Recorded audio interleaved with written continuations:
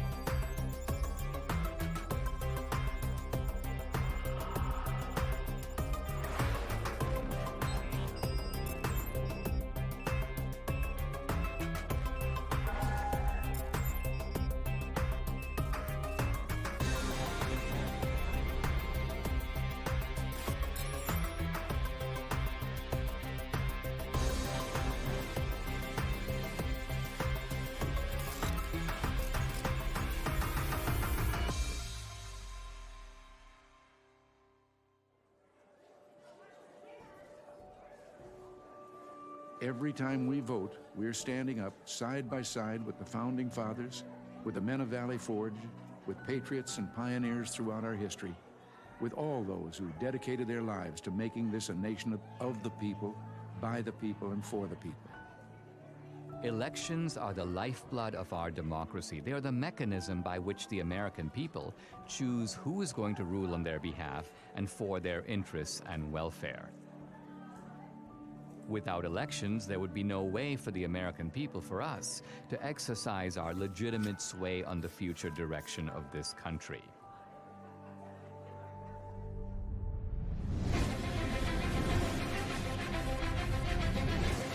Polls now closed in half the country, and we are getting some interesting results coming in from those battleground states. If you're a Republican, you say, wow. If you're a Democrat, you say, uh-oh. You see, Donald Trump is now starting to widen his lead.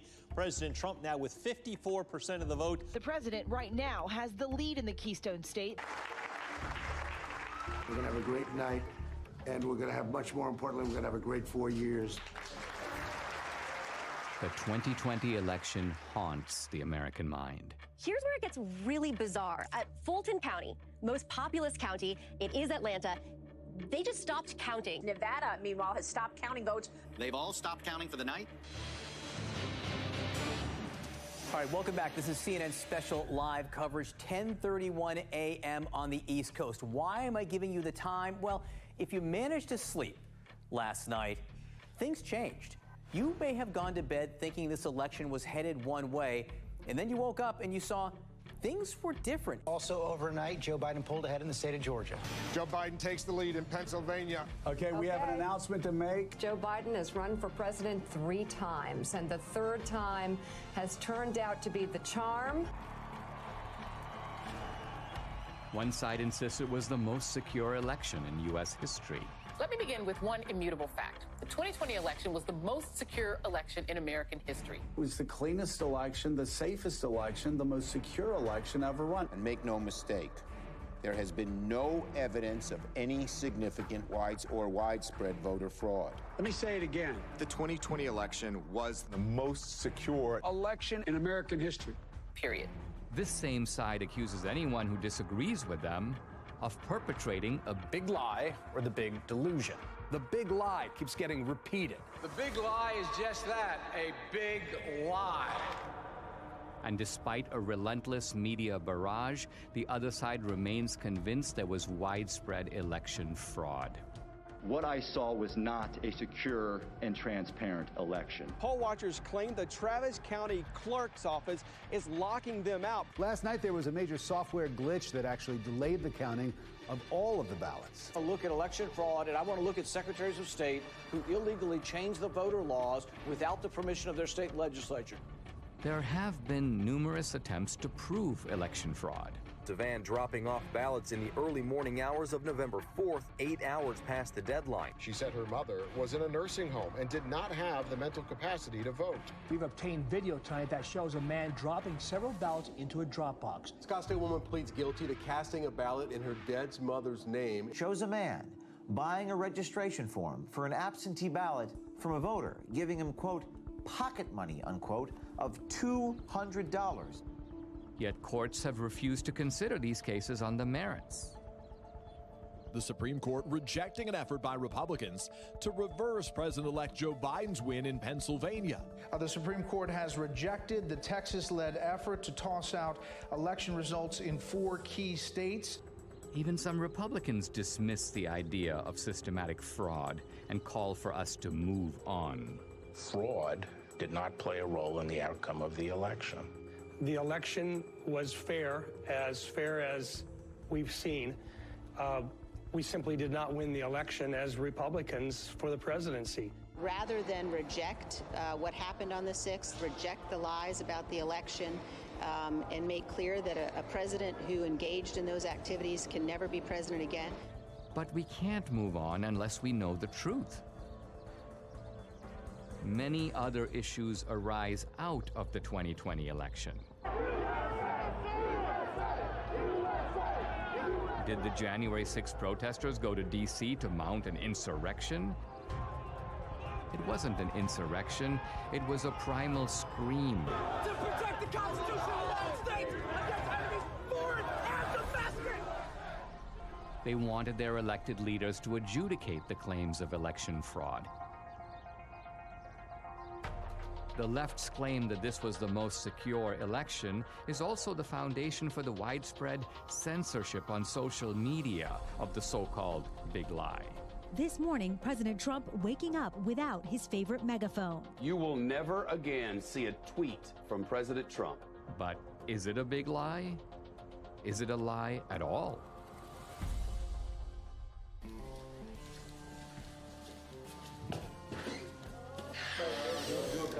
Yeah. Rolling. Sound speed. All right. Everybody got me? Yep. All right. SRP.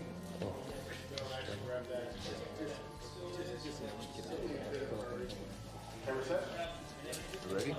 Set. Hey, I'm Dinesh D'Souza, and this is Season 1, Episode 1 of my new podcast. I started my podcast in early 2021 to speak the truth. But by simply asking questions about election fraud, you get booted from YouTube and Facebook. My podcast is sponsored by Salem Media, and I knew that other Salem hosts felt my frustration. Larry Elder, Dennis Prager, Eric Metaxas, Sebastian Gorka, Charlie Kirk. Let me begin by asking a very simple question. Do we feel confident or comfortable that we know the truth about what really happened in the 2020 election? I'm agnostic on this question, and I am awaiting more information. What about you, Eric? I think Dennis is a coward.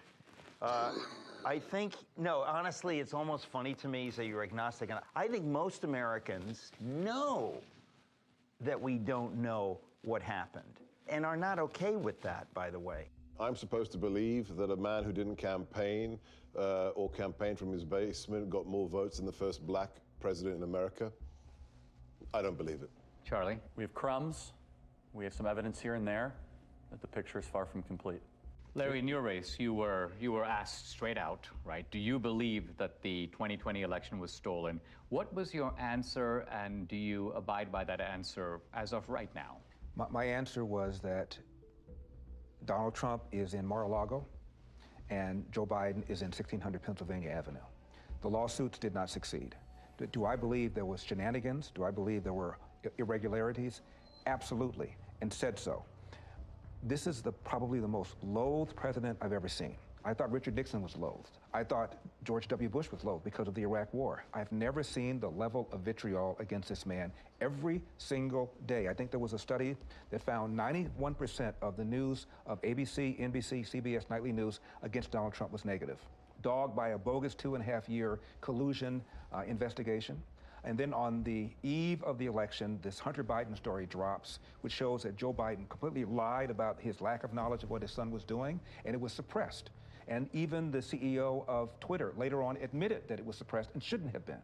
That alone would have altered the election. You add all that up, my point is, this man is so loathed, I wouldn't put it past the Democrats to do virtually anything to make sure he doesn't get another 4 years. If I believed the president were a Nazi, I might steal an election. If we were Germans in the 1930s, we'd steal the election from Hitler if we could. If I'm that indoctrinated, of course I can justify it. I think it was Jane Fonda who said that COVID was God's gift to the left, right?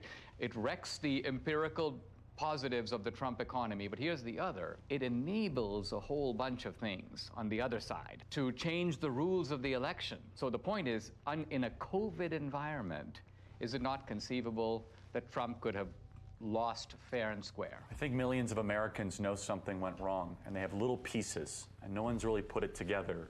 They know that there was injustice. They know it in their gut. They know it through the bellwether counties where Donald Trump won almost every single one of the predictive counties that show who's going to be president. And then they also know it where they went to bed thinking Trump was going to have 4 more years, and they woke up with the exact opposite. We have an individual who could fill a stadium with 60,000 supporters in 24 hours, vice an individual, you know the famous photograph of the 6 empty circles at a Biden rally. We have an incumbent president who received more votes than any other incumbent president in American history, who actually got 10 million more votes than he did 4 years prior, and who received more support after 4 years of being called a racist and a white supremacist, more support from the Hispanic and black community than any Republican president since the 1960s. And he was beaten by a machine politician who couldn't speak clearly, who on the campaign stage would confuse his sister with his wife. It just stinks. Now, is it possible that the very success of Republicans down ballot, I'm talking about Republicans running for the House, running for the Senate, running for other races, the fact that the Republicans as a party did pretty well, but Trump lost, doesn't that work the other way and undercut the idea that there was systematic fraud? It's an anomaly. Because if he really, when a president really loses, he has tails. What is it called? Coattails. Coattails. And the down ballots lose. But they won. Why didn't they cheat on all of those? Why didn't they cheat in Virginia with Youngkin? And who's to say they didn't cheat? Not all attempts at cheating succeed. You're right. One other question. In the Republican Party, I keep hearing people who seem annoyed at the revisiting of the 2020 election. Their attitude appears to be, let bygones be bygones. Let's just move on. I think the reason that many Republicans are saying let's move on is because bold accusations require bold evidence, and they haven't seen it. And because they know how vulnerable they are and how much they're going to be bashed. Well, yeah, you're called a sore loser. You're called a conspiracy theorist. The people who say that, let's move forward, are people in the elite who see Donald Trump as an anomaly. You will not win in any district in this country because you have said that the 2020 election was a fraud. And if they can't win on this issue, then don't use it. Well, it doesn't have to be the only issue, but their unwillingness even to speak up about it, I think, is despicable. Show me the proof, and I'll bet you they do speak up. Just like I will speak more, and I'm not running for office. But I have not gone on board of, I know for a fact this was a fraud. Show me the money. In other words, if Warner Wolf, let's go to the videotape. Now look, I mean, the Democrats, they have a history of voter fraud. Going back to Tammany Hall in the 19th century, we fast forward to LBJ stealing his first race in Texas, John F. Kennedy, the allegations that he stole the presidency with voter fraud in Texas and in Illinois. They've done it before. I mean, you can have someone who has a criminal record and they're fully capable of robbing a bank, but did they rob the bank? Well, it looks like it. What does our friend Catherine think about all this? Catherine's been a little quiet, but I think that means that they're working on something. I think that you should give her a call and see what she thinks. Hi, I'm Catherine Engelbrecht, founder and president of True the Vote. Hey, Dinesh, Dinesh. How are you? Hey, I'm doing fine. Hey, listen, I'm here with Debbie. Hey, Catherine. Hey, Debbie. You know how crazy it is out there. Have you guys been digging into this whole issue of voter fraud? Well, we have been working on something big. It's probably best we don't discuss it over the phone, but can we meet?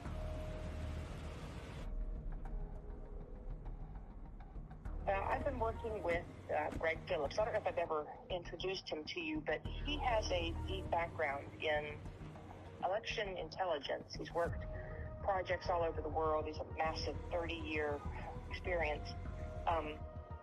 We decided to test a hypothesis, and we went really big.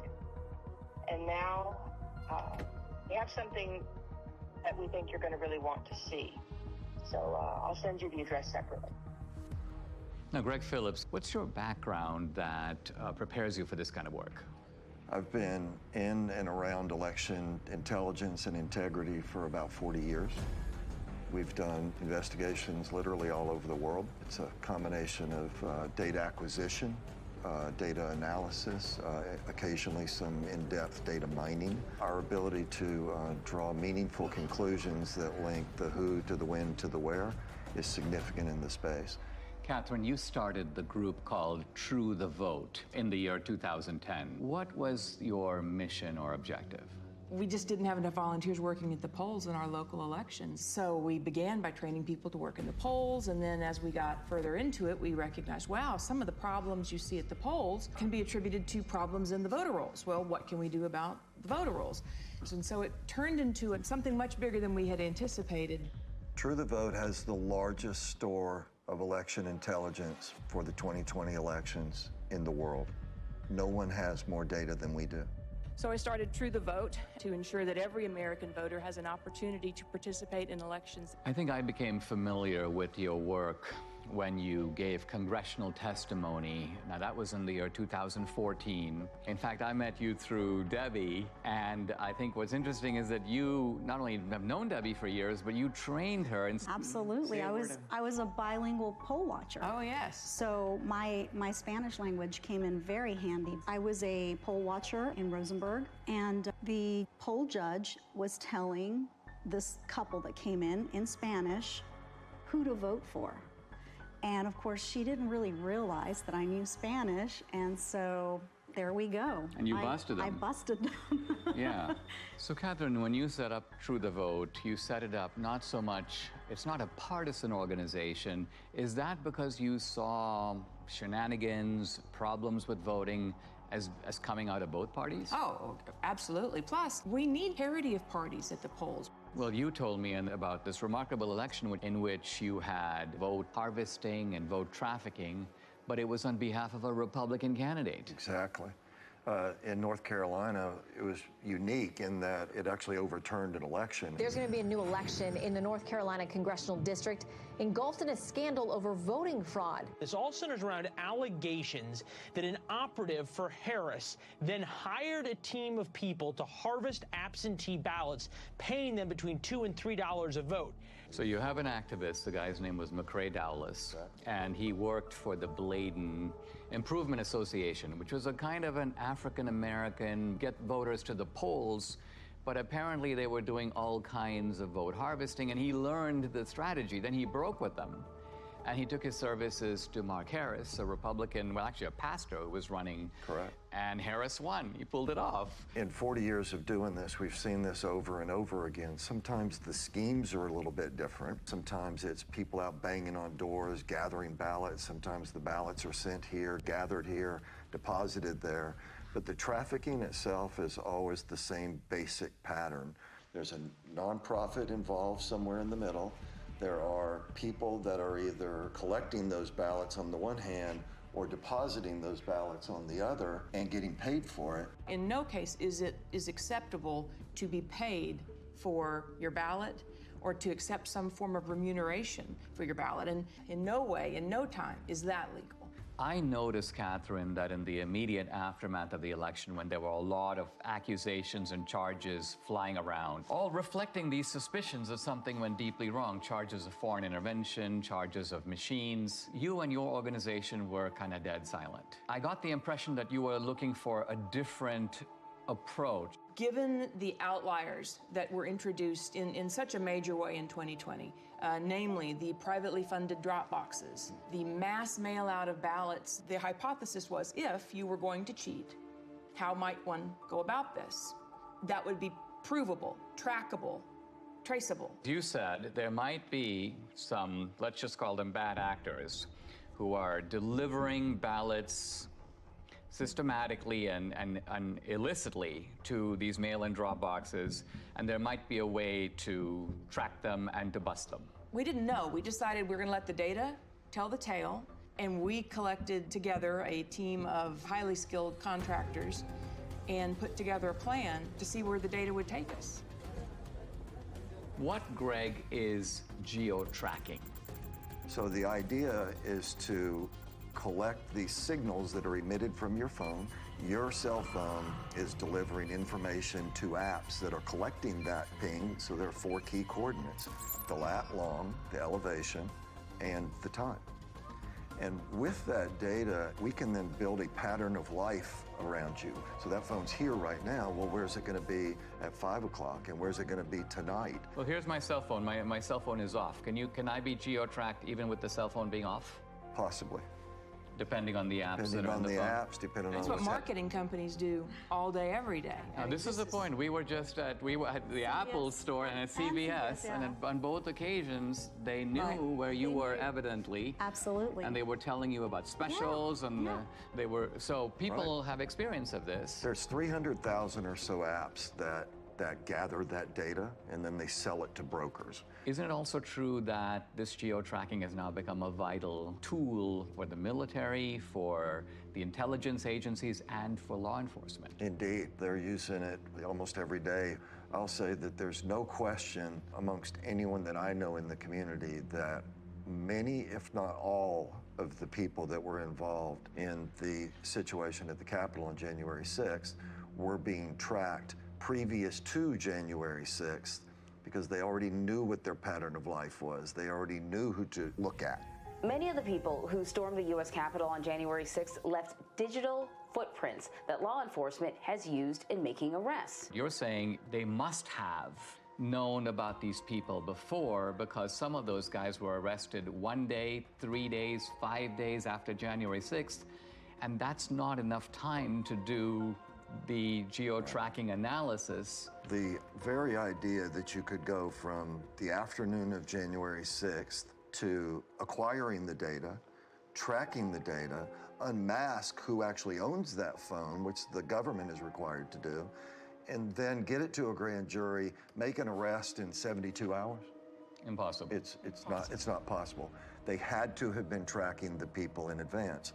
But the fact of the matter is, these techniques are used every single day by law enforcement, the intelligence community, the Department of Defense. Was geo-tracking part of the way that the CIA was able to identify bin Laden? It certainly played a role. It's even more sophisticated today than it was when bin Laden was disposed of.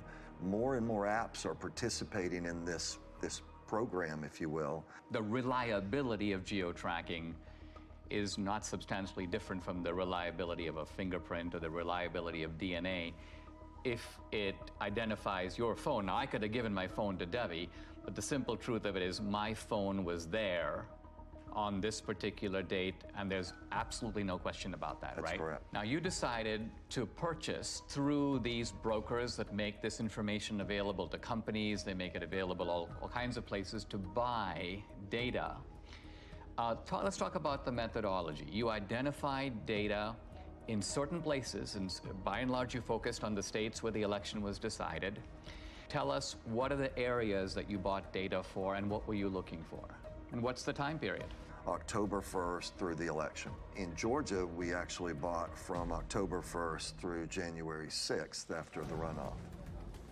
So we went in, We decided to do the Atlanta metro area because it picks up some rural areas, it picks up some urban areas, it picks up some suburban areas. 309 drop boxes in the area. And we thought, okay, well, this is a pretty good test. We, in essence, sort of fenced around those. Geofencing, so-called. Geofencing. And then we were able to make purchase of data of people that had been near those drop boxes, but also near the organizations. Across the country, we bought 10 trillion signals. When they give you this data that you then have to go through, what does this data look like? Well, it's a massive data transfer. We have more than a petabyte of data. You're talking about transacting hundreds of terabytes, so it's a significant move of data. You have 10 trillion signals, that's a lot of signals. So what was the criterion that you set? Final decision was they had to have been to 10 or more drop boxes, meaning unique visits inside of a space, and 5 or more visits to one or more of these organizations. Those were the outliers. It was such an aberrant pattern. So what you're saying, I mean, it seems to me there's no reason for someone to go to even 2 drop boxes, but you're saying that maybe there's a conceivable reason someone did that. Let's identify a large number of drop boxes and multiple trips, and that way we're going to catch not all the offenders, right, but the worst offenders. The way we would describe it is we want to absolutely ensure that we don't have false positives, meaning including people that should not have been included. We're not in any way saying that this is all there is. We're just saying that based on our criteria that we identified in Atlanta, 242 people that went to an average of 24 drop boxes in 8 organizations during a 2-week period. 242 mules. Now let's pause for a second. What is a mule? When we started the project, we had to figure out how are we going to describe the individuals and the elements involved. And to us, it felt a lot like a cartel. It felt a lot like trafficking. It can be trafficking in drugs, trafficking in humans. In this instance, it's ballot trafficking, and so we began to use that vernacular. A mule is, by our definition, a person that is involved in picking up ballots from locations and running them to the drop boxes.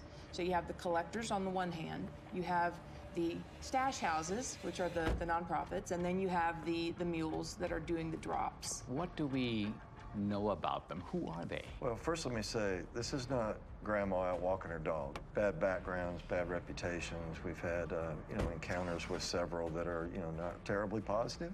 Violent guys. Can be. They are interested in one thing, that's money. Do we know, by the way, how much they get paid? According to the people that have shared information with us, it's generally $10 a ballot. In the Georgia runoff, that number was higher.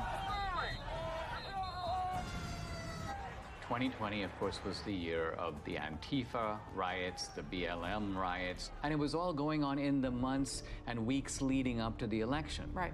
And so in the data, you have geo-tracking data of the drop boxes, but you also have data on the rioters. There were several different violent BLM Antifa riots in Atlanta. In one of them, we had 36 of our mules participate in these violent riots. There's an organization that tracks the device IDs across all violent protests around the world. We took a look at our 242 mules in Atlanta, and sure enough, dozens and dozens and dozens of our mules show up on the ACLID databases. So again, this is not grandma out walking her dog. These are, violent criminals sometimes. There's not just a criminal element, but there is an ideological element, and that there's an overlap between people. I mean, you're not going to go to an Antifa riot and find it overpopulated with patriots or Christians or Republicans. These are people on generally the far left. And turns out that these are people who also help to make up the mule population. I think that's also borne out in our target organizations themselves. They're not like Republican organizations. These are left-wing Democratic organizations, yeah. Let's zoom in here. So the mule is the delivery man. The mule is the delivery woman. And what you're saying is they have a starting point or multiple starting points, and then they have the end point. And the end point is the drop box. That's right. Right? That's right. But you're saying that they get the ballots from somewhere, and then they go deposit them in multiple drop boxes. One of the questions that will come up in the work that we've done is, well, how do you know that this wasn't just somebody that's got a big family and they just deposited a bunch of ballots once? Or how do you know that this person didn't just work at a location that is near a drop box and so they're constantly going by a drop box? And the elements that are additive here, the going to the nonprofits, the ability to identify the pattern of approach to a drop box, and that it is going not past a drop box and on, but directly to a drop box and back to another point and then to another drop box. All of these things. I mean, isn't the timing significant? If some guy's going to a drop box at 2 a.m. in the morning, presumably he's not like out for a walk. Right. So we're going to show you a visual, a pattern of life that someone can see and look at rather than just a whole spreadsheet of numbers, being able to look at it in this manner. What you see here on the screen is a single person on a single day in Atlanta, Georgia. They went to 28 drop boxes in 5 organizations in one day. What are the orange dots? Those are drop boxes. And what is the blue tracks? That is a smoothed out pattern of life so that we could take the sort of the movement of the individual cell phone signals, marry them together into something that's visual so that you can see movement on the individual. To get to some of these drop boxes, you had to be intentional. You had to get off the highway, you had to go on surface streets, you had to turn in somewhere in order to get to those drop boxes. And the circles, I take it, reflect the nonprofit centers. Are that the places where the ballots originate? The stash houses, where the ballots are collected and handed to the mules to take to the drop boxes. Now let's move over to Arizona. How many mules in Arizona? A little over 200. A little over 200. In Phoenix alone. The reason I think this is all very significant is because these were very close states, right? What was the margin in Georgia? 10 or 11,000, I think, in the end. In the end. And Arizona also extremely close. Yeah, very close. Then you moved on to Wisconsin, but our initial look was in Milwaukee. Gross numbers were a little down, but the average number of visits to the drop boxes was up. So instead of having only 24 unique visits, I think we averaged 28. I mean, maybe I've heard people in Milwaukee are really hardworking, and maybe they just went overtime. And then let's go to Michigan. We have more than 500 mules that we've identified in Michigan. Again, the number of boxes is lower. Now, where in Michigan? Detroit mainly, but we have people in Detroit that went to more than 100 drop boxes. 100. I mean, this is stunning because it's like, I cannot think of a rational, kind of innocent reason for someone to do that. It just doesn't exist. No. So any reasonable person would say, you're onto something big here. We should take a closer look. Let's go to Pennsylvania, critical state. I think it was Pennsylvania that really gave Biden the election. Philadelphia alone, we've identified more than 1,100 mules at rates well beyond anything we'd seen. Closer to 50 drop boxes each. Each guy going to 50 drop boxes? Each. 1,100. We saw people driving back and forth to New Jersey across the bridge. But you're saying the ballots may not even be from Philadelphia or from Pennsylvania. We're saying somebody should But investigate. you're saying that the origin point appears to be Jersey. Now, running 1,100 mules times 50, we are at 50,000 drop box visits by the mules alone in Philadelphia or greater Philadelphia area. Now, as you were assessing this data, you had, the two of you, and I'm not sure which of you came up with this, a genius idea in my view. It was your, of course, of course, who else? Well, to validate your data. We chose to look at 2 murders that were ebbing on cold case status. And in Atlanta, 8-year-old Secoria Turner was killed by rounds of gunfire shot into a car. It happened just outside this Wendy's parking lot. Bought the data and the team got to work. You could see visually that there were only a handful of unique devices that could possibly have pulled the trigger. So this is the area, and this is where the Wendy's was. And are you saying that each green dot is the same guy, but moving through time? Each color is one person. The shooting actually occurred right here in this parking lot, sort of inside of this circle are really the only potentially legitimate shooters. Each of these devices has a unique device ID, and we turned the bulk of this information over to the Federal Bureau of Investigation. Now, I read, they've arrested 2 suspects. They have. 2 suspected gang members will appear in court this morning on charges that include the shooting death of 8-year-old Secoria Turner. And isn't it true that this tracking, these movements, this parallels exactly the work you're doing with the Mules? Exactly. It's one thing to have the scientific evidence, which is persuasive on its own merits, but do you have video evidence? We do. How much of it do you have? 4 million minutes of surveillance video around the country. Official surveillance video of these mail-in drop boxes? Yes. How do you get it? You can file for open records requests. Any citizen can do this. It was a very difficult series of steps that had to be followed to procure the actual surveillance video. Do you have video in Georgia? We do. Is it video from the presidential election, the runoff election, or both? Both.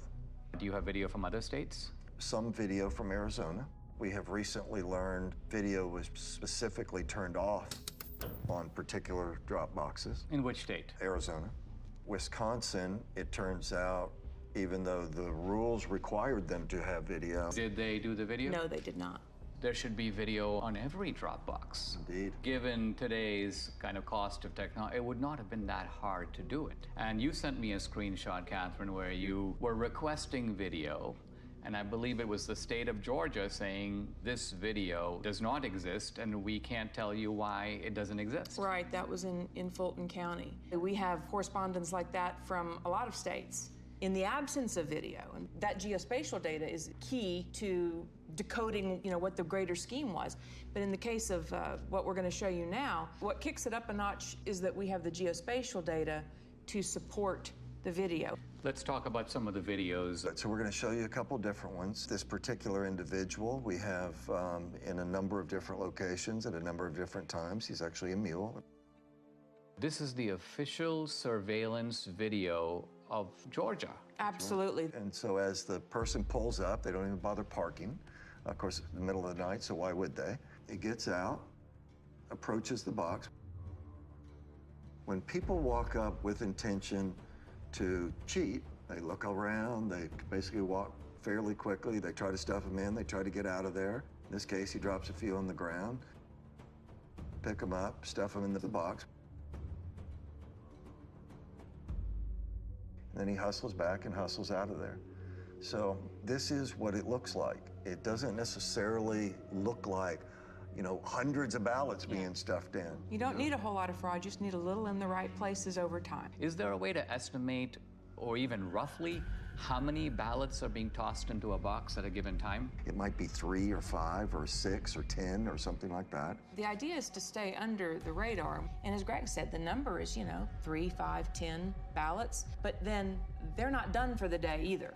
They're going place to place to place, day upon day upon day. And so that will not show up in your chain of custody documents, your tracking documents that would identify a big blip. I mean, they're not going up and dumping in, buckets full of ballots. On the other hand, we've seen circumstances where it appears that buckets full of ballots showed up.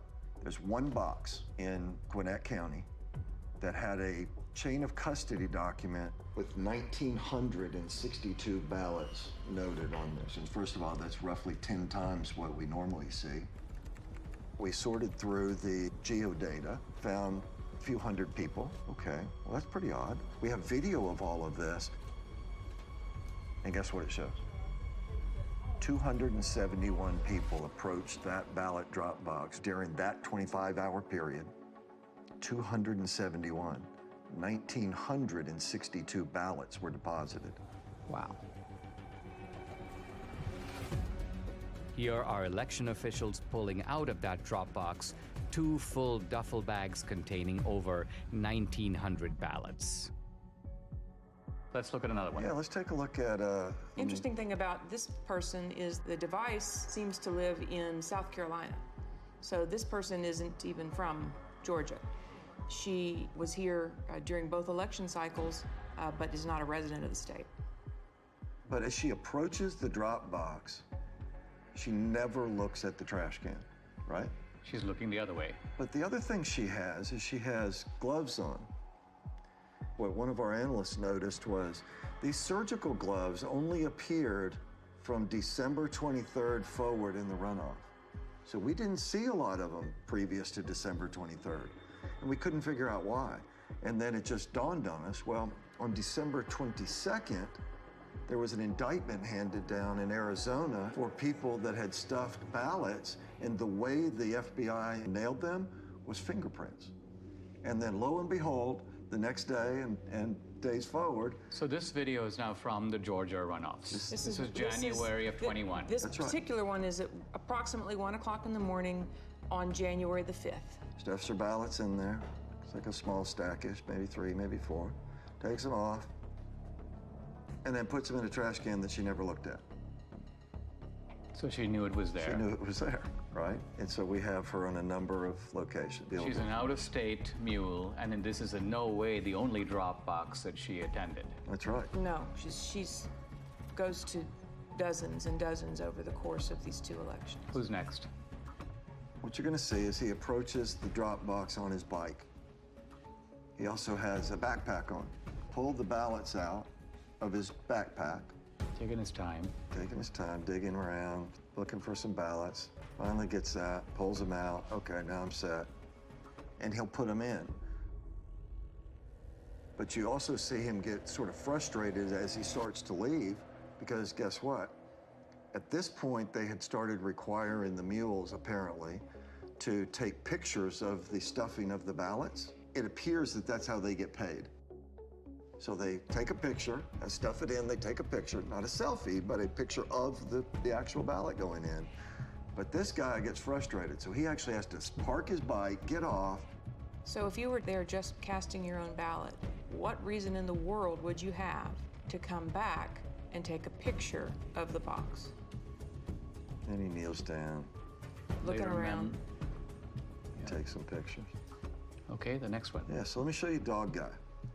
So Dog Guy, middle of the day, this is actually at a polling place. So the people in line are waiting to go in and vote early. They're doing it the right way. Okay, now you've got some other people gonna walk up. This lady doesn't care, but this next guy cares. He's watching the whole thing. The guy looks up, talks to him. Got the ballots under his arm already. Now he's got the rest that he pulled out of the bag. And he's gonna get his camera ready to take the pictures as he puts them in there. If you consider the brazenness of this, right? This is the middle of the day. There's people sitting there watching you cheat. People that are doing it the right way.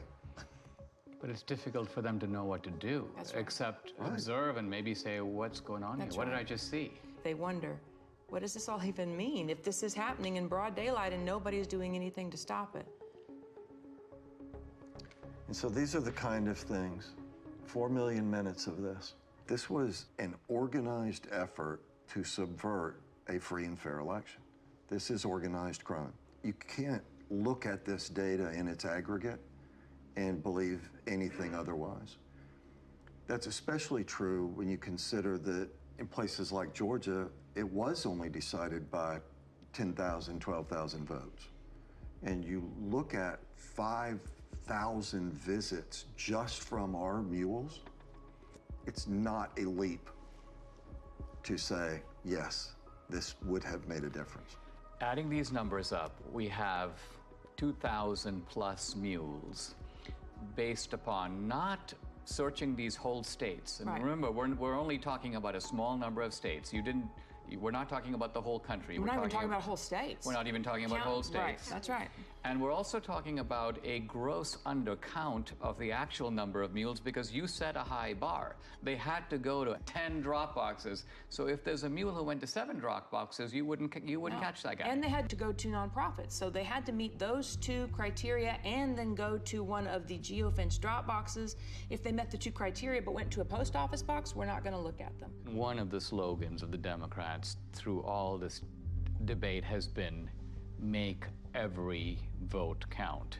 And I think we can now see in a chilling way that this is kind of what they mean. What they mean is, it doesn't matter if all kinds of illegal ballots are being dropped in, let's just count them.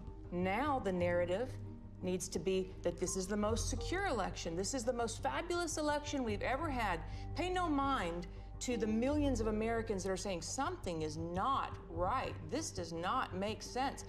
Nothing to see here, just smile and wave, boys. I mean, wouldn't it be an accurate summary to say that these voter bills that the Democrats are desperate to enact, to federalize the election, isn't it that they want to take all these special provisions that have enabled what we've described, or you've described in the 2020 election, and make it permanent?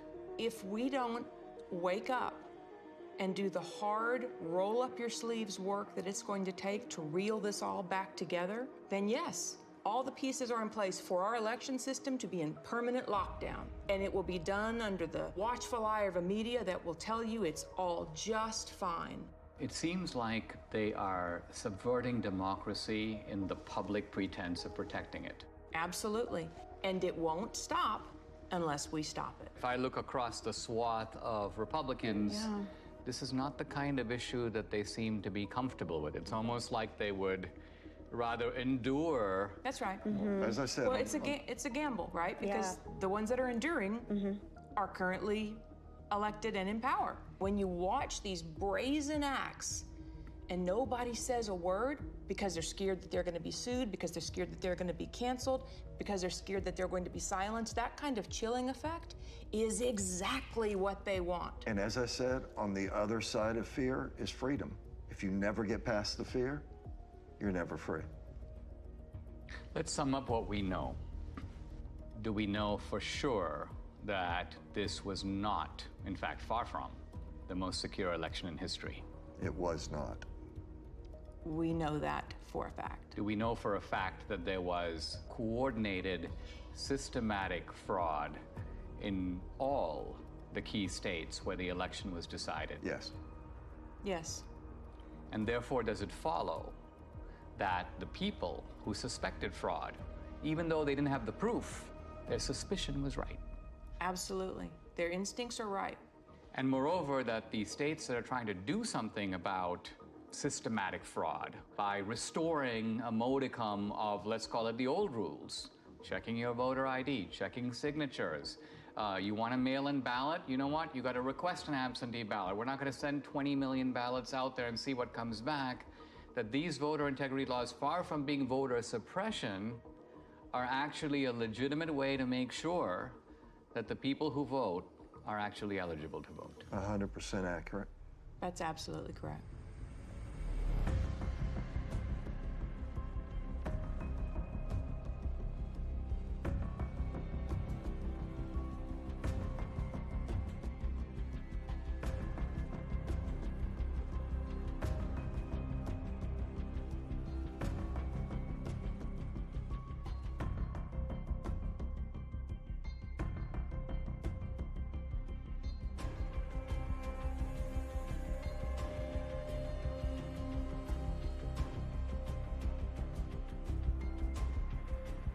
What you are seeing is a crime. These are fraudulent votes.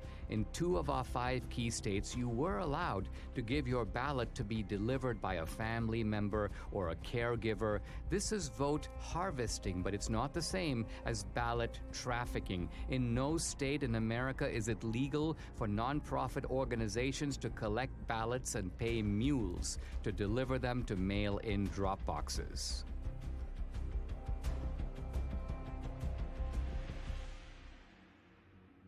Now we come to the most important question of all. Was the magnitude of vote trafficking in these key swing states enough to tip the balance in the 2020 presidential election? Let's first narrow in on just our 2,000 mules. Their average number of Dropbox visits, 38. Their average number of illegal ballots deposited per visit, 5. That's 380,000 illegal votes. But was this sufficient to put Biden in the White House? To answer that question, we must look at each key state. In Michigan, 500 mules, averaging 50 Dropbox visits and 5 illegal ballots per drop, That's 125,000 illegally trafficked votes, not quite the 154,000 vote difference between Trump and Biden. So Michigan, with its 16 electoral votes, stays in the Biden column.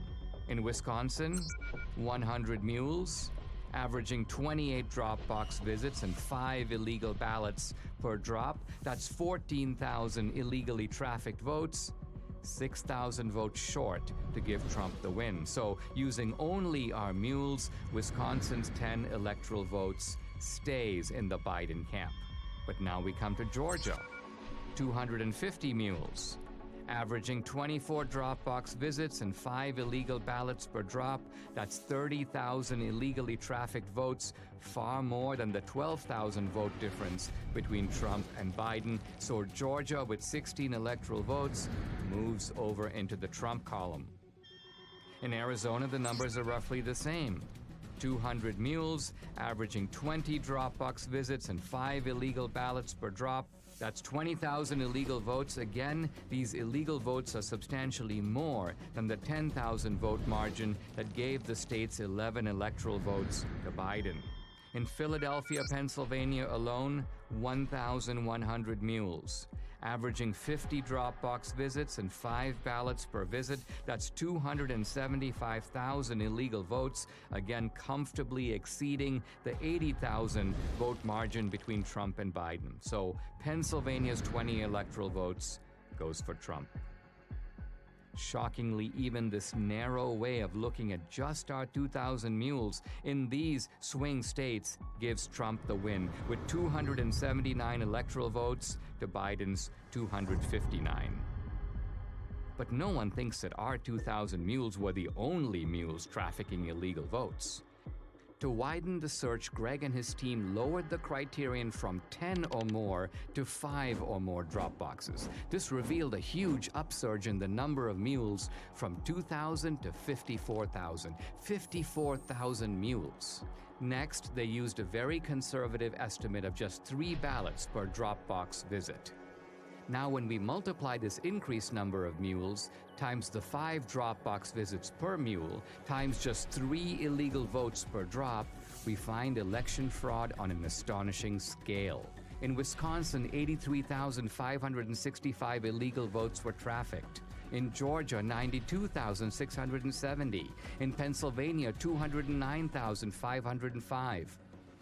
In Michigan, 226,590, and in Arizona, 207,435.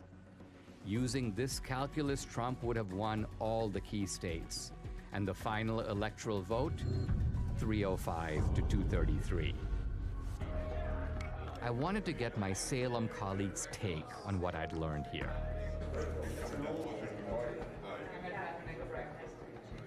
How did you get this video? Is this all surveillance footage? Is this like official status? This is all. Sorry, this is all acquired through open records. This is the way that we will get it.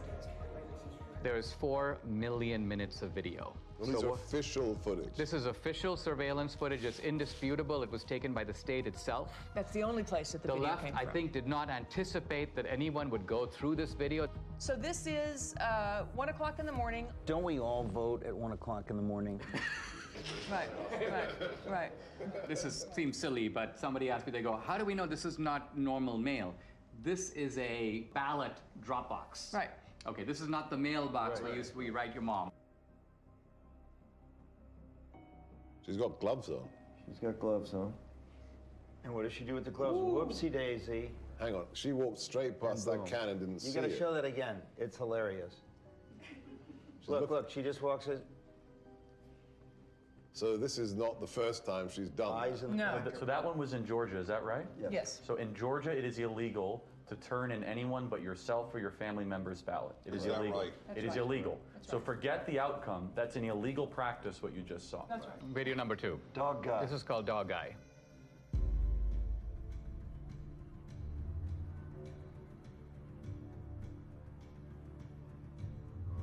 He's taking pictures. Why would you do that? So you get paid. It's business. It's business. It's What business as do you usual. suspect if you had actually caught this person at that moment hand me those ballots, and the person did, what do you think you would see? Whose name is on it, in your opinion? Ineligible voters, people that have moved. Would you see legitimate ballots? There's an ambiguity in what you're saying. The ballot itself is legitimate. No, that I... Right, it's not a fake piece of paper. Yes, right. okay. But again, remember, when you mail in a ballot, you have a security envelope with the signature verification standard that's been all but washed away. And as soon as it's taken out of that envelope, then you have a disconnect, and the ballot is private. It's a virgin sheet of paper. The ballot is private. The only ID is on the envelope on the outside. This is an example of multiple ballots, so this... 3:57 a.m. Prime voting time. Got to beat the lines. This person comes up, and what you're going to see is when you try to put too many ballots in. He needs a shoehorn. And we have lots of those, where they're just jamming them in and then they fall on the ground. And when you can jam them... I mean, this alone is, to say the least, suggestive. Who's voting at 3:57 a.m. with a whole bunch of ballots? And then being able to match that ping where he's standing there to the next place he goes. So we're seeing videos of one. Right. But each one of these, went to...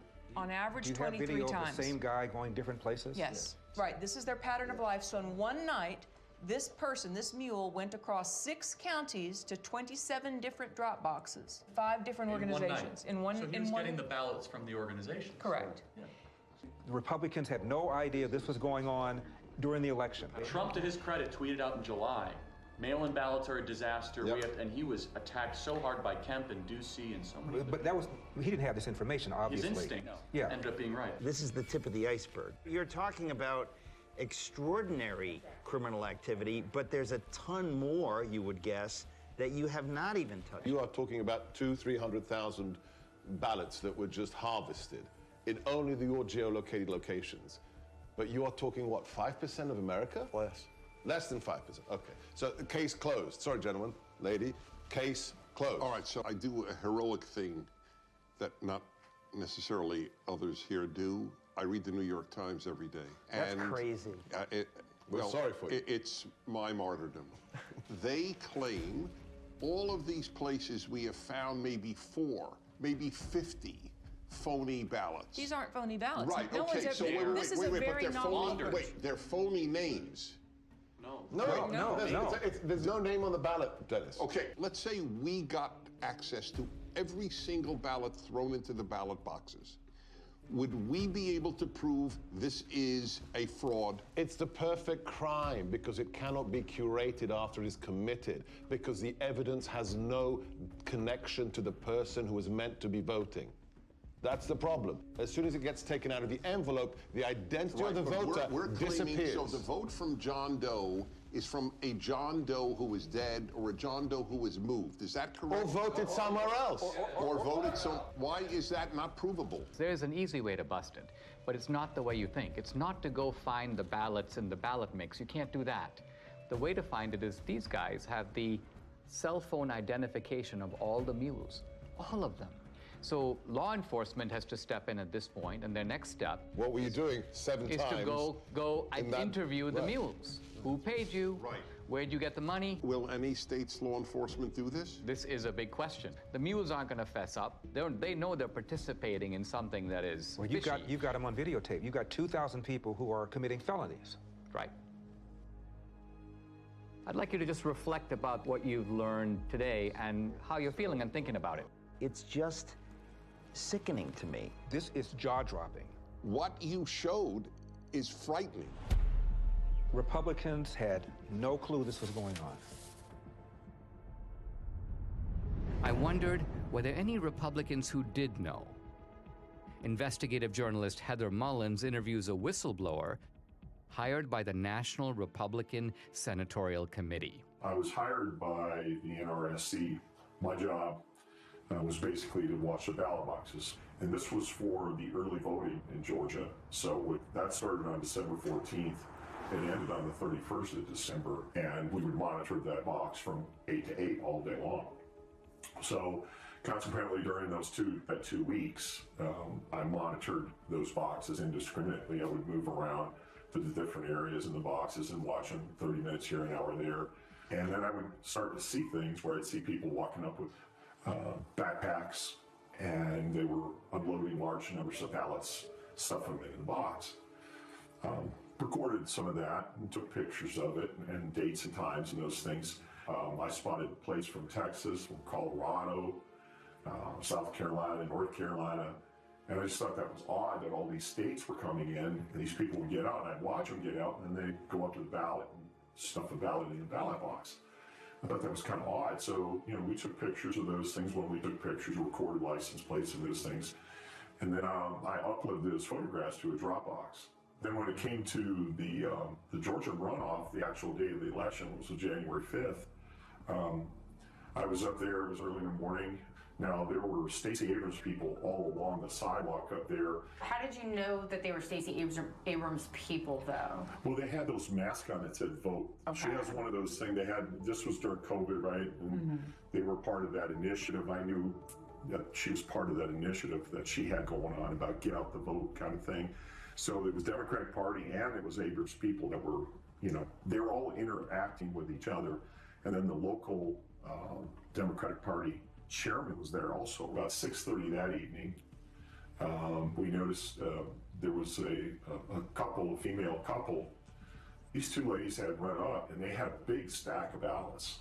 And we were standing there and they tried to shove the ballots in there. And I'm looking at her taking pictures, and the other gentleman took some video and everything. And she turned around and looked at us and she said, "What are you doing?" And I said, "Well, we're taking a picture." And she said, "Well, you can't do that." And I said, "Yes, I can." And she got mad. And she ran up the sidewalk and left. So you're saying the NRSC was made aware that there were people stuffing drop boxes at specific dates and times? Yes. So with what you witnessed during your time watching these drop boxes, do you believe that that was enough for law enforcement to get involved?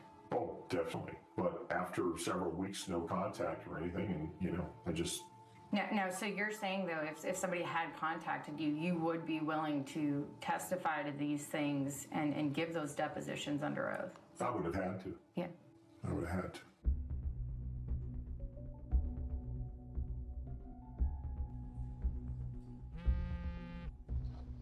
Catherine, hey. Greg just interviewed an informant in Arizona who's now cooperating with authorities. Oh, wow. Okay. Check your email. Okay, awesome. I'll do it. Thanks so much. Okay, bye.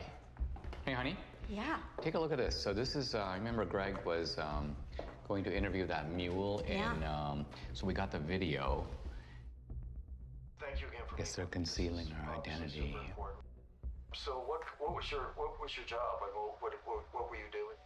Receptionist. So at some point, you were asked or sort of instructed, I guess, to start receiving people's ballots. I was just instructed to go ahead and receive ballots from various people, females mostly, and on Friday they would come and pick up payment. I assumed it was payments for what they were doing. So they would, during the week, they would bring them in at various times, and then you would pay them like all on a Friday. Is that kind of how it went? Yes. Interesting. And then I would get a call to find out how many ballots were brought in and if they were already pre-filled out first. And she would come to the office, look at them, and then before she left, she would either take them herself, but other times she would ask me if I could drop them off at the library. So what was the instruction? Just to drop them off. In the drop box? In the drop box, the early ballots. Can you give me an idea of how many you personally put in the box? Hundreds? Could have been, yes. And was there a reason she wanted you to go to that drop box as opposed to maybe City Hall or something? There's no cameras. There's no cameras there. And she would want me to take it in the evening when it was dark also. Do you think this is widespread in Yuma County or elsewhere? I would say it is. So do you think that people you know in San Luis, they believe that their vote matters? I don't even think they know the meaning of what voting is. Do you personally think that the elections in San Luis are free and fair? No. They're fixed. they've been fixed. They already know, seriously, who is going to win the next election before it even happens. How do you think this affects the community, especially the Hispanic community, because it seems like they're preying on minorities? They're an easy target because most of the Hispanics that live in the town are not well educated as far as the law. They look at it mostly as, oh, she's trying to help us because we're older, because she's having someone come and pick it up at my house, because I don't drive. Most of them, maybe, I would say honestly, 90% of the elderlies that live in San Luis don't drive or have relatives that are willing to drive them to do this, to go to the voting polls. Back when I first moved into the city of San Luis, I did have somebody come and knock on my door and ask for my ballot. And it was somebody I knew and that I had known for many years since I was a child. And up to this day, that person does not talk to me because I said there was no way I was giving them my ballot. What a brave woman to do this. Totally. I call it the Mexican mafia, seriously, because they work like that. It seems like we need to do a better job of maybe educating folks or helping people understand that this stuff's not okay. I offered a long time ago, but again, they told me, oh, don't do it because you're going to end up in the trash can in pieces. What do you think it's going to take to get this trafficking to stop? For people to get caught and to pay the price. Wow. Unbelievable. We know that the Mules got their stashes of ballots from these activist organizations. But where did the activist organizations get the ballots from? Hans von Spakovsky is a former member of the Federal Election Commission, a senior fellow at the Heritage Foundation, and co-author of the book Our Broken Elections. I will say election fraud is bipartisan, but most of the cases I see are, unfortunately, the Democratic Party. Hans, you just watched a mule kind of fessing up about participating in this trafficking operation. Is this kind of a mule operation something familiar to you? But unfortunately, this is so common in some parts of America, particularly the Hispanic community, that they have a special name there. There they call them politiqueros. And these are individuals who are paid by campaigns or political parties to go into neighborhoods and collect absentee ballots to pressure and coerce voters. People who observe election fraud have commented that absentee ballot fraud or mail ballot fraud is the easiest and the most common type of election fraud. Why is that? Well, because they're the only kind of ballot that is voted outside the supervision of election officials and outside the observation of poll watchers. Transparency, as you know, is very important in the election process, and there's no one there at a voter's home to observe what's happening. Also, remember, when you're in a polling place, you fill out your ballot and you then deposit it directly into the ballot box. That obviously is not what happens with absentee ballots. There are some states, I believe about half of them, about 27 states, that allow voter harvesting. And by voter harvesting, what we mean is that you are allowed to give your ballot to someone else and ask them to deliver it. Now, are there any states in which you're allowed to pay mules to deliver ballots to drop boxes? No, you're not supposed to be doing that. And allowing vote trafficking to begin with is a huge mistake because you're giving third-party strangers, you know, candidates, campaign staffers, party activists, all people who have a stake in the outcome of the election, you're giving them the ability to handle something very valuable, a ballot. Voter fraud is almost incalculably rare in the United States. Does it ever happen? Okay, occasionally it does happen, but it doesn't happen on a national scale. It doesn't affect the outcome. It would affect the outcome. I read these days constantly that election fraud, well, it could occur, but those cases are extremely rare. They're so episodic, they don't have the ability to tip an election. Is that true? Fraud happens often enough that elections get overturned. I mean, just go back 3 years to 2018 and a congressional race was overturned. I can cite to you another case in Mississippi. It was just overturned by a court because of fraud. Same thing in Florida. But look, that's just the tip of the iceberg. Now, we've shown that you've got these mules who are picking up these ballots at various vote stash houses. Hans, where do these organizations get ballots? Well, to quote Shakespeare, let me count the ways. You know, everything from filling out absentee ballot request forms for voters, but having the ballots sent to them, to actually going to the voters and obtaining the ballots from them, to stealing them out of mailboxes, to actually using high-quality photocopy machines to make their own ballots. Look, these cases unfortunately go on all the time. You can go to 2018, which wasn't that long ago, in North Carolina. Leslie McCrae Dowless is accused of mishandling absentee ballots in North Carolina's 9th District. Dallas would frequently obtain this report from the Board of Elections looking for the date an absentee ballot was mailed and if it had been returned. Ginger Eason, who first told me she was hired to pick up ballots, and Kelly Hendricks, who testified she did the same thing. What would you do with the ballots after you picked them up? Take them straight to the office in Dublin and hand them over to McCrae. And I don't know what happened to him after that. I know there was stacks of them on his desk. There was testimony in the case that his staffers were falsely signing as witnesses on those absentee ballots. Because he had done this before, he actually apparently had signatures of voters from prior elections in his offices. Voter rolls are in notoriously bad shape. States do a very bad job of taking people off who are no longer eligible because they've died or moved away. And it's very easy to get hold of a state's voter registration list. So, you know, if somebody's on the list and they haven't voted in 10 years, you're probably pretty safe in trying to cast a ballot on their behalf. On their behalf. Remember, in states that made the mistake of simply mailing out a absentee ballot to every single registered voter, well, if you're a fraudster and you get hold of that absentee ballot, you've got 90% of the information you need to fill it out because the name's going to be on the outer envelope and their registered address.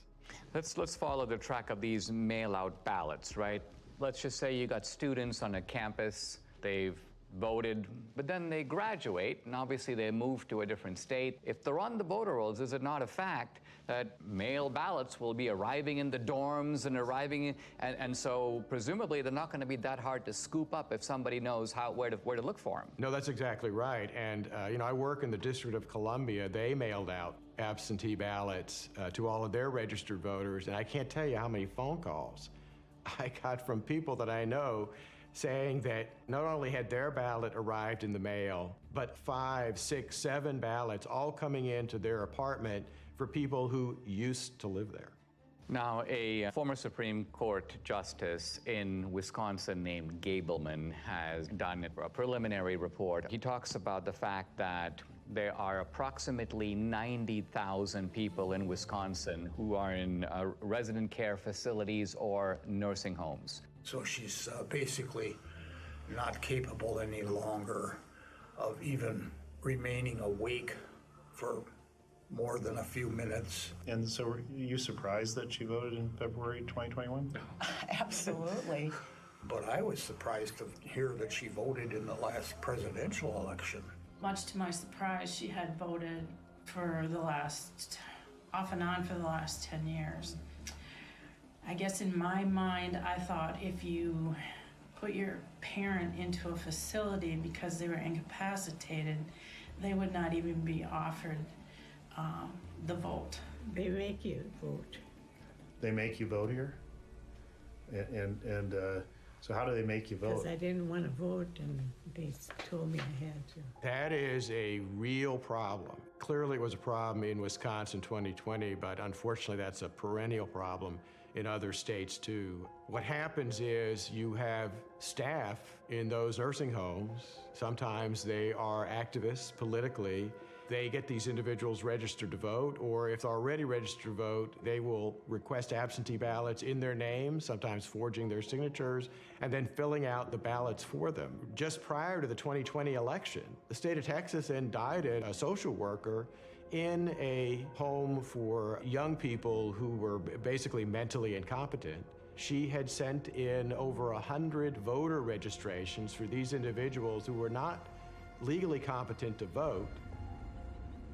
What about homeless shelters? Look, if a homeless individual is mentally capable, they ought to be able to vote.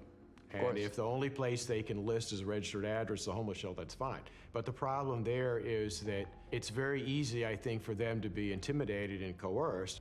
In Chicago, the largest election fraud case the U.S. Justice Department ever prosecuted, they were paying homeless individuals to cast ballots the way they wanted them to cast ballots. What made you want to do this? What made you want to get involved?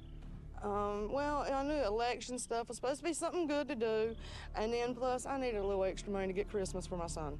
So that's why, the main reason I did that. Who do these fraudsters pick on? They pick on the most vulnerable in our society. They go into poor neighborhoods, they pick on the elderly, they pick on people for whom English is not their first language. When we're trying to stop election fraud, we're actually trying to protect, I'd say, the most vulnerable people in our society.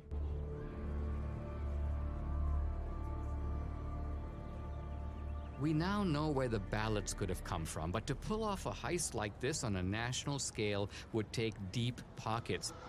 I wanted to find out where the money might have come from. Who could have funded the heist?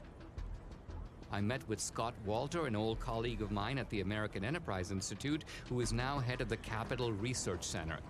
This is an organization that has produced multiple reports on the funding of elections. People think of three rivers of money, really, that empty into the gulf of elections. The hard dollars to write a check to a candidate. The second you hear soft money or dark money. And then there's a third river that people tend to neglect, but Capital Research Center has studied intently, and that is the 501c3 nonprofit money. The kind of charity that you get to take a tax deduction for. That river is enormous. In the 2018 cycle, about $21 billion. Now, what do the IRS regulations say about the involvement of these nonprofits? By law, these nonprofit charities are forbidden to directly intervene in elections in any way or to help a particular party or candidate. The IRS is emphatic that you cannot intend or even have the effect of helping one party or candidate over the other. Now, let's talk about some of the key elements of this particular network that we're focusing on. We have drop boxes, and those drop boxes are, most people would think, funded entirely by the states. In other words, the drop boxes in Georgia, funded by the state of Georgia, but that's not entirely the case, is it? In the 2020 election, there was an unprecedented hundreds of millions of private dollars going into government election offices. The $470 million or so dollars were sent by Mark Zuckerberg and his wife. We did our part to secure the integrity of the election. There were a few other places that put in much smaller amounts. One entity that put in $25 million was, again, a nonprofit that's part of the Arabella Advisors, which as a total empire in 2020 took in $1.7 billion. Is there any evidence that this operation had a partisan thrust or a partisan character? As we all know, big money rarely comes without strings attached. One of the big ones is lots and lots of drop boxes. Also, lots and lots of vote by mail. To get your nice big checks, you had to do things like have drop boxes, encourage vote by mail, have ads in foreign languages, all kinds of things that little by little are nudging the turnout for one particular political party. In addition to the $470 or so million that went into the Zuckbuck operation, you also had in 2020 a $120 million project, very secretive, called the Voter Registration Project. The $120 million, it came from Soros's foundation, it came from Visa's foundation, it came from Warren Buffett's foundation, it came from unions like the SEIU. The Voter Registration Project has as its goal increasing in the 8 target states over 2 million voters who are overwhelmingly expected to vote for the Democratic Party. And so the states that we're talking about here, Arizona? Yes. Georgia? Yes. North Carolina? Yes. Any others? Nevada, New Mexico.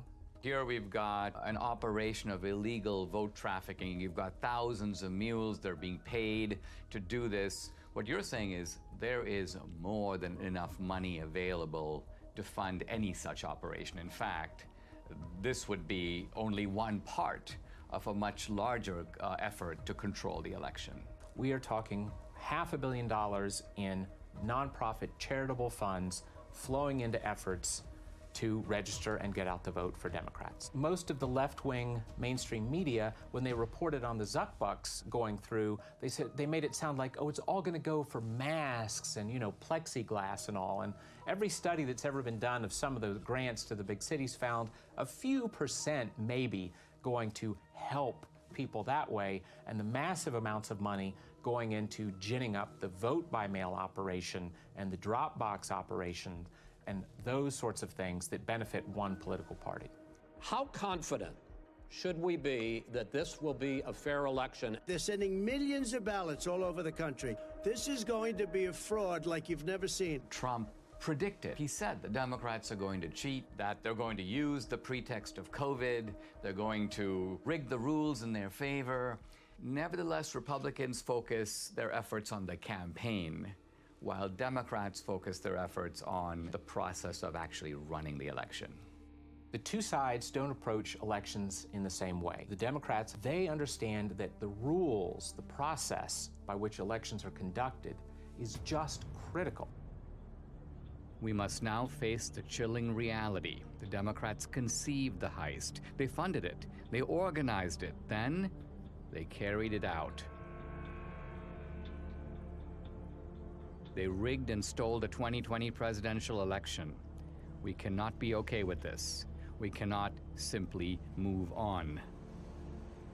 Guys, I'd like to have your honest assessment on what you've seen, what you've heard, and what we can reasonably draw from it. What do we have empirically? We have data, geolocated, we have footage of people harvesting ballots.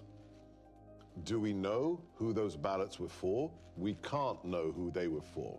However, you have to inject common sense. Are we saying that in the centers of Democrat-held districts, we are seeing hundreds and hundreds of visits to drop boxes with pro-Trump ballots? It beggars belief. It's ballot laundering. Looks pretty convincing to me. I don't think we'll ever know the full story. And what makes this crime so compelling and unique is that once the ballot enters the system, it's really hard to reverse engineer it. But when you have the cell phone geolocation data and then the actual footage of them doing what you would expect them to be doing, taking pictures of the ballots, taking gloves off, visiting multiple times, I mean, it seems pretty clear to me, and it explains the sudden spike in Biden's support that we saw late at night, the kind of instinct that people had. The control of the U.S. Senate went through Georgia with so Chuck Schumer's majority leader, probably because of what we just saw. And I'd like them to answer the mules. If they say it's clean, then be honest and say, okay. They have two ways they'll try to invalidate it. One is minimizing and then slander. Yep. Right. So they'll try to slander Dinesh personally. They'll say, oh, Trump pardoned him or whatever. Therefore, he's trying to get back at Trump to try to reinforce the big lie. I could already see the headline of the Washington Post. Trump pardoned ally comes out with questionable movie. I predict right now they will say, what on earth is a conservative doing tracking private citizens? Gee, how dare, what is Dinesh D'Souza doing to voters at 3 a.m.? In fact, I mean, that'll be part of it. Intimidation will be the word. Right. The word will be intimidation. They'll say no person is safe. Communities of color are being tracked. People like in black neighborhoods are now going to have to fear for their life that their cell phone pings will be paired. And this is Jim Crow 2.0, Dinesh. I disagree that this is not going to be compelling enough. This is a smoking gun. This is O.J. Simpson being seen leaving the scene of the crime. I don't care how partisan you are. You can't dismiss all of this. How do you explain somebody going to a whole bunch of different drop boxes with a whole bunch of different ballots on the same night at 3:57 a.m. in the morning? How do you explain that? That alone. I'm sorry. I think a whole bunch of people in this country are going to go, oh my God. I think that if every American saw that, I think it would move the needle. However, their ability to keep their side ignorant is total. That's going to be impossible to keep a lid on this thing. Well, this movie is an Overton window moment, right? So documentaries can do this every once in a while. Michael Moore did it. He moved the Overton window on many different topics 20 years ago. Al Gore did it with climate change. It'll happen, as Ernest Hemingway said, gradually and then suddenly. Because it's not just how many people are going to watch this film, it's who's going to watch it. It's going to be lawmakers. It's going to be people that work for the Bureau. It's going to be someone somewhere with a conscience that has power and to say, this is a problem. It can't be dismissed. It can't be dismissed. They have ruined Election Day in the United States of America. That's provable. And that's enough for me to fight the left with every fiber in my body.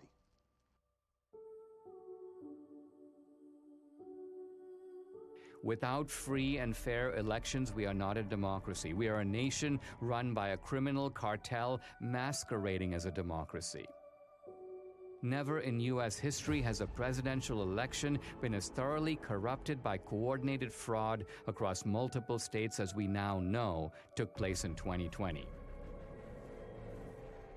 Today, totalitarian regimes camouflage their fake elections with appearance of democracy, but they're not real democracies. We don't want to join them. Our elections must represent the will of American citizens. We who believe in constitutional democracy must be diligent. If we give up, they win. In fact, if enough of us give up, they won't need to cheat anymore. Don't stay home. Get involved. Get out and vote. Do what is necessary to save this great country. The America we love needs us now more than ever.